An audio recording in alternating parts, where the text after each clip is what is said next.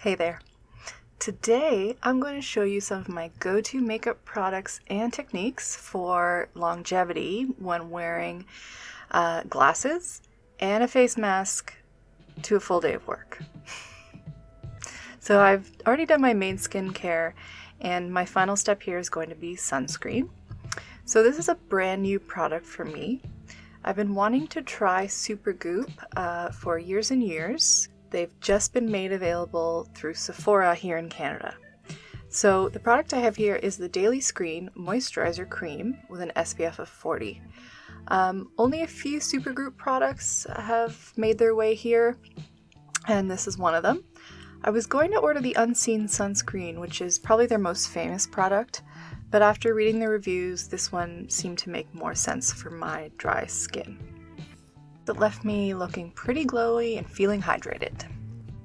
For foundation today, I will use 1 pump each of the Maybelline Superstay in 110 Porcelain and the Revlon Colorstay in 110 Ivory. This Revlon foundation is a little too pink and a little too light for me, and the Maybelline one is a little too dark for me and has a yellow undertone, so tonight is the night to become one. I think it's a good match for me.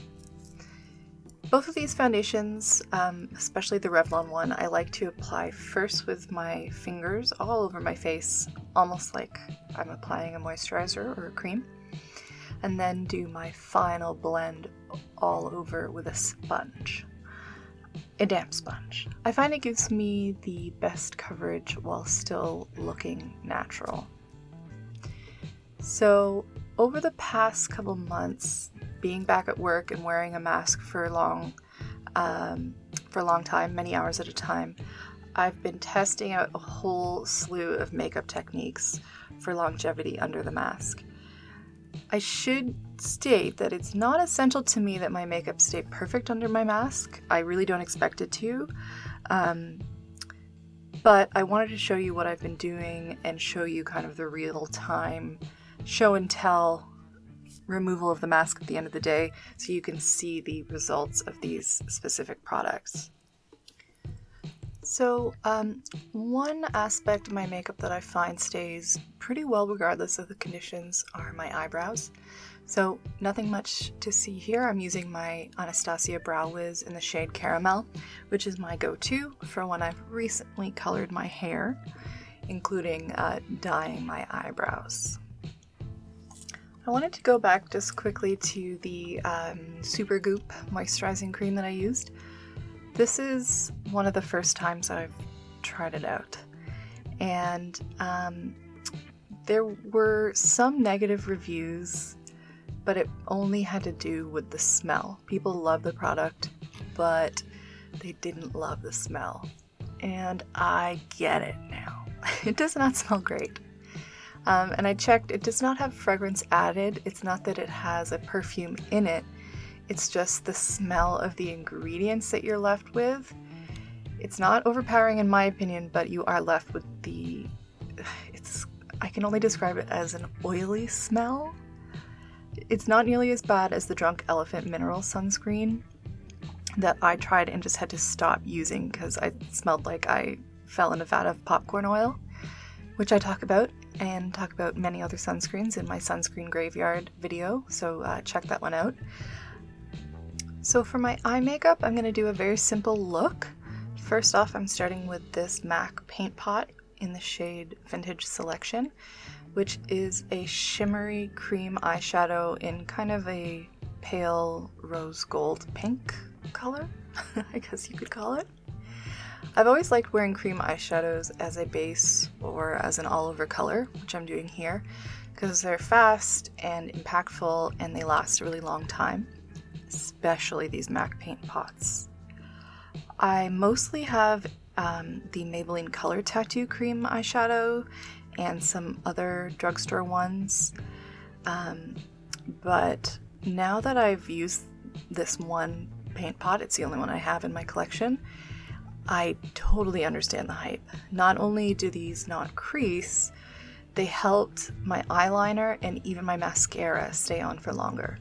So basically anything you put on top of this product will be bulletproof.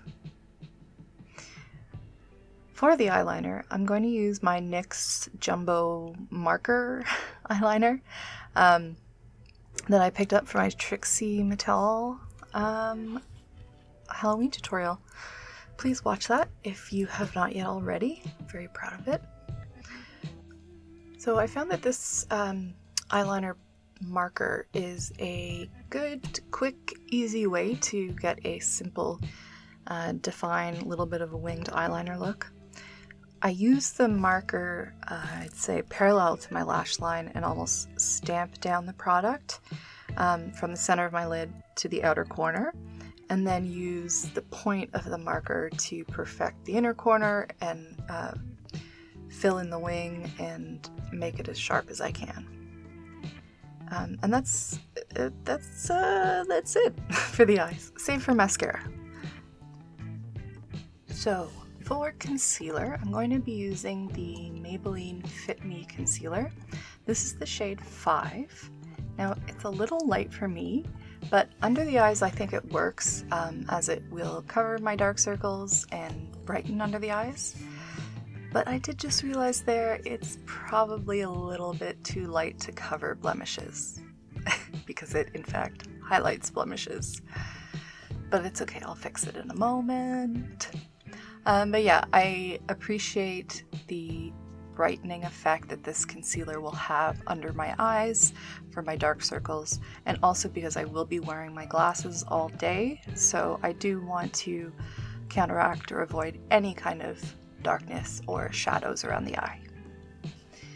So to fix those blemishes that I highlighted, I will take just the tiniest bit of my Pat McGrath concealer, because it's a little bit closer to my natural skin tone, and so it will work to actually cover up those spots that I want to cover up.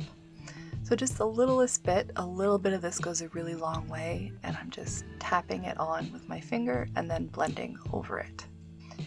And once that's done, I'm gonna set my concealer under my eyes. I've still got my big bowl of RCMA no color powder left over from my Halloween looks. So I will ever so lightly set under my eyes, focusing on my T-zone, and then also lightly set around my mask area. Like I said, I did test a number of techniques, and I feel like your instinct might be to use a lot of powder, because under a mask you're gonna sweat and it's gonna move around. But I find overall a little bit of powder goes a long way for me. Plus, these two foundations that I'm using will generally set themselves. Even though I have dry skin, I find that I prefer a foundation that will set itself, that doesn't have to be set, versus using like a super glowy foundation or concealer that's gonna move around and that you have to put lots of powder on to keep it in place. Okay, for blush, I'm using my all-time favorite Sleek Makeup Rose Gold Blush. I love this blush. It's such a flattering color, and I think it's a very forgiving formula, because it does have a bit of shimmer going through it. It will make my dry skin look not too much more dry. I'm not sure if they make it anymore. It might be discontinued, but it is a dupe for NARS Orgasm. And another all-time favorite highlight is this Revolution Baked Highlighter. This is a beautiful shimmery gold color. I was trying to think if gold was the right word. It's more of like a pale yellow than a true gold, but it's a light white color that has that yellow running through it. It is very similar to a Fenty Beauty Killawatt highlighter in Metal Moon. There you go.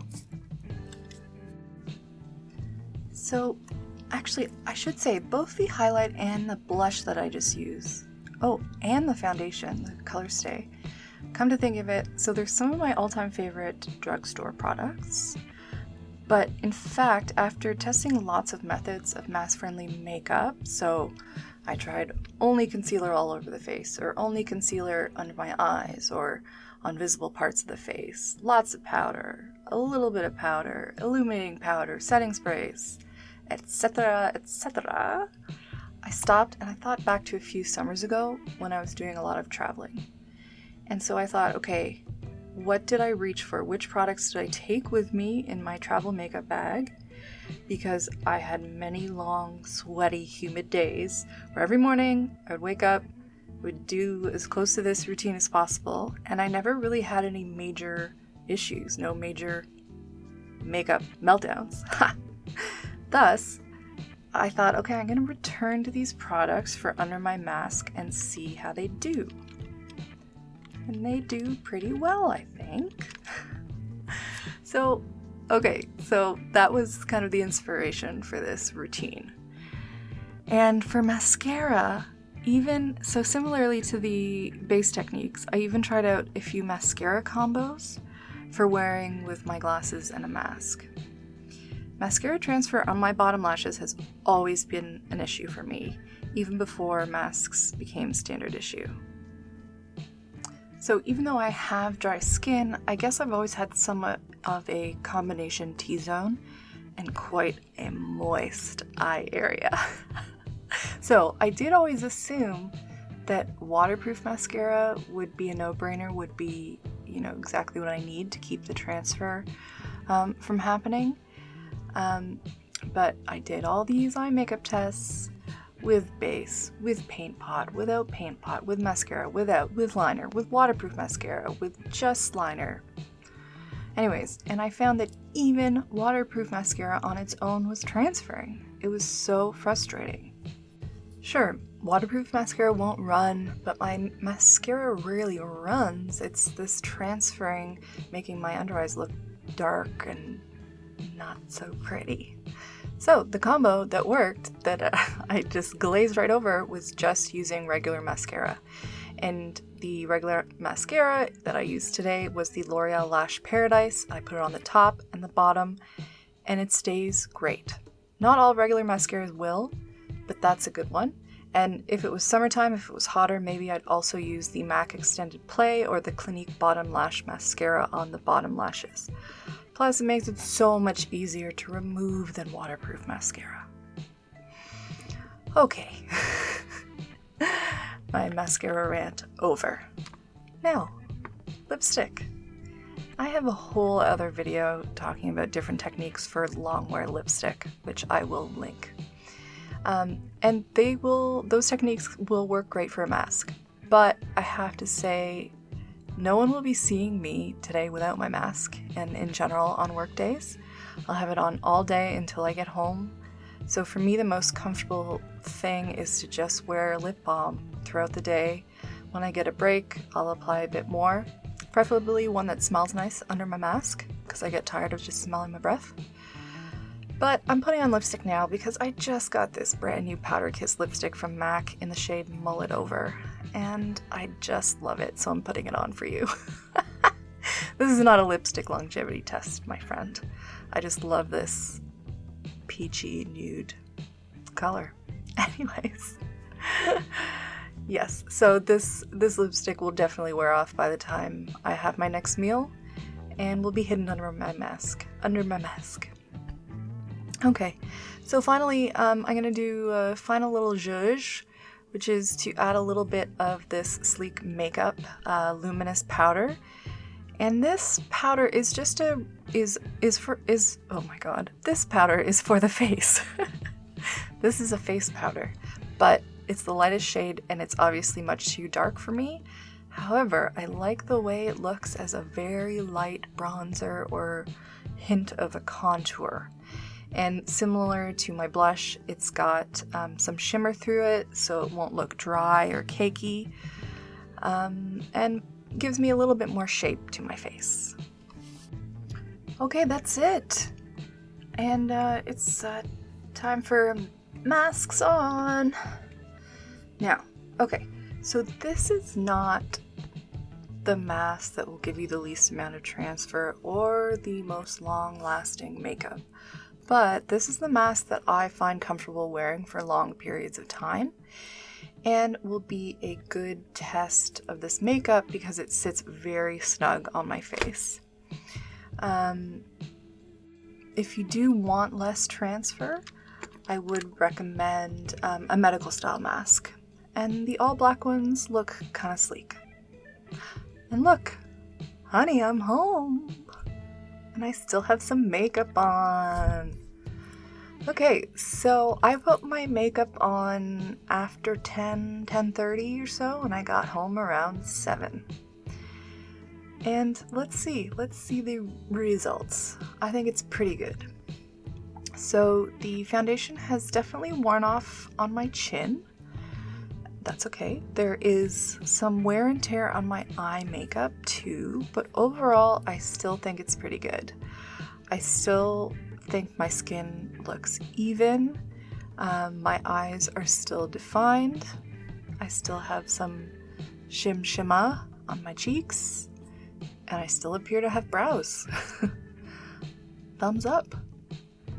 Yeah. I mean, so thinking about my base, I'm not 100% sold yet on the Maybelline Superstay, but that's mostly because it's still a new foundation for me. But that Revlon Colorstay has always been in my good books. I've even worn it to like a full day of work and then gone for a swim after work in a pool, and it has held up to the point where I went out after that. Went out in public. Yeah, so it's a great one. But the Colorstay and the Maybelline, what I like about them is they essentially will set themselves, so you don't have to put powder on them. But they don't look super matte. I've always found that to be the case where they are long wearing, but it's not like super drying. And I did want to let you know that the next day when I went to work, I only wore the Colorstay makeup, so didn't mix in some of the Maybelline, and it held up just as well. I changed my eye makeup look a bit. I used a Maybelline color tattoo instead of the paint pot, and it definitely creased up a whole bunch more, and more of my eyeliner wore off than with the MAC paint pot. But everything else for my base was the same, and I think it looks great. Overall, I find the less makeup I wear, the better the longevity, and I like to keep it simple, focusing on a well-defined eye, some even skin, and wearing my mask, staying home when I can, and staying safe. That's it. Thank you so much for watching. Bye-bye.